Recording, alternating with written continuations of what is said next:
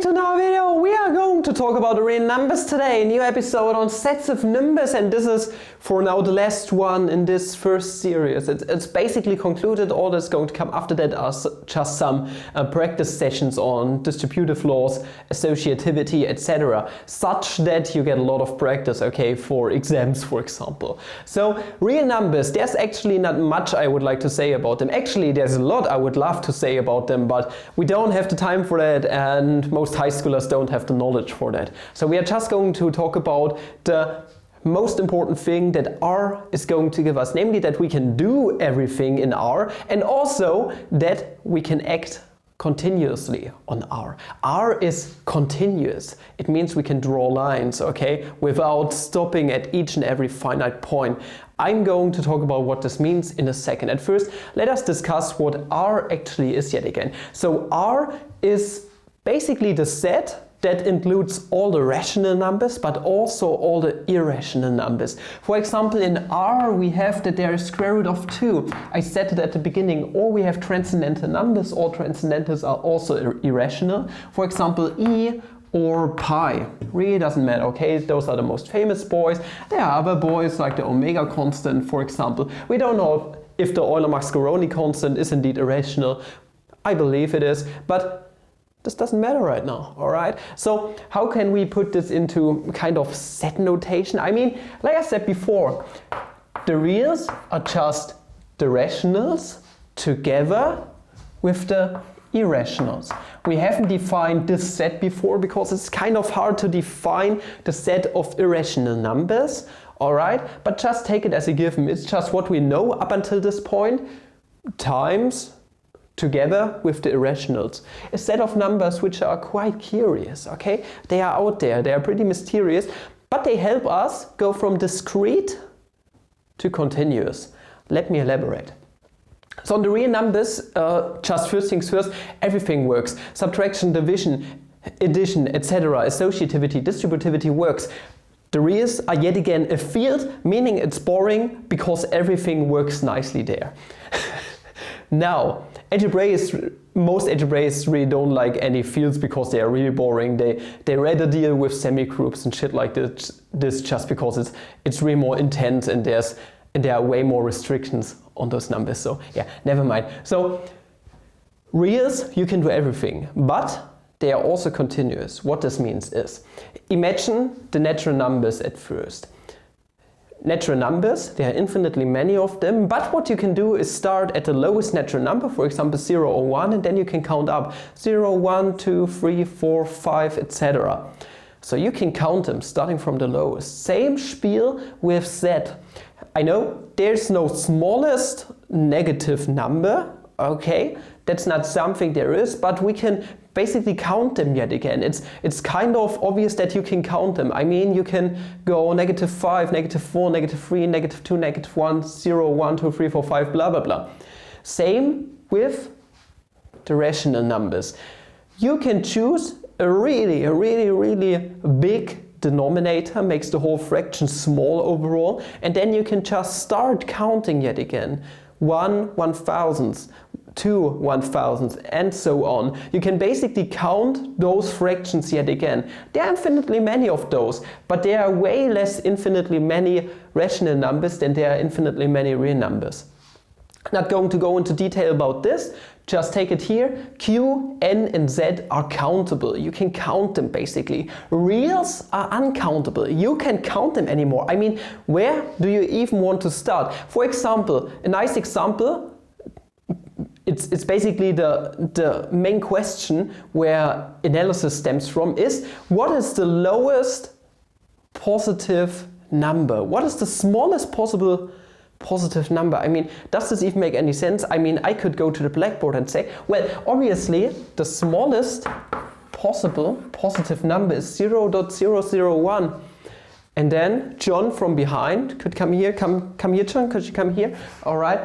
Hello, my name is John. He could come here to the blackboard and say, well, obviously I can put a 0 more here and this makes it smaller. I mean, Yeah, obviously. That thing is smaller than this one. And now Samantha, for example. Samantha, could you please come? No, I don't have any Samantha here in this room, okay? We're only male individuals here. So Samantha could basically come here and say, well, I'm going to put 1,000 zeros here. And it's going to be smaller than both of those. Now the next one could come, and so on. So that's a real question. Is there possibly a smallest positive real number? No, there isn't. And this is what analysis is all about. For analysis proofs, when dealing with continuity, limits, etc., we always define ourselves some epsilon greater than 0. It's some real number greater than 0, but it's also not the smallest one. But it's so small that it could go arbitrarily close to any positive real number, okay, in some kind of neighborhood, in a little ball around it. So we can close into any real number, doesn't matter how small it is, and we could come arbitrarily close. And this is where the topic analysis all just comes from, okay? We assume stuff like this, and then suddenly everything works out, continuity and stuff like this. So here's one lesson you need to learn. You can get arbitrarily close to any real number. You can actually approximate those with fractions, but you can't really get to any real number which is the smallest one, okay? It just doesn't work. And this is the same with any real number. We can approximate any real number, for example, square root of 2, really nicely using fractions, but sometimes we just can't get to those, except there are some values like square root of 2. So on Q, you can imagine it like this. We have some kind of number line, okay? And you could put fractions here, for example, 0, and we have 1, and we have 2 here. But the thing is, we are going to put little dots here. For example, we have 1/2, then we have 1/3, really doesn't matter. And then in between you could squeeze another fraction, which is like half of those two. And then between 1/3 and this half you could put another fraction, etc. But doesn't matter how many fractions you put in there, one after another, there's always going to be a small gap between those rational numbers. You can never make this line really closed. All those rational numbers are going to be a small thing, a small number apart from each other.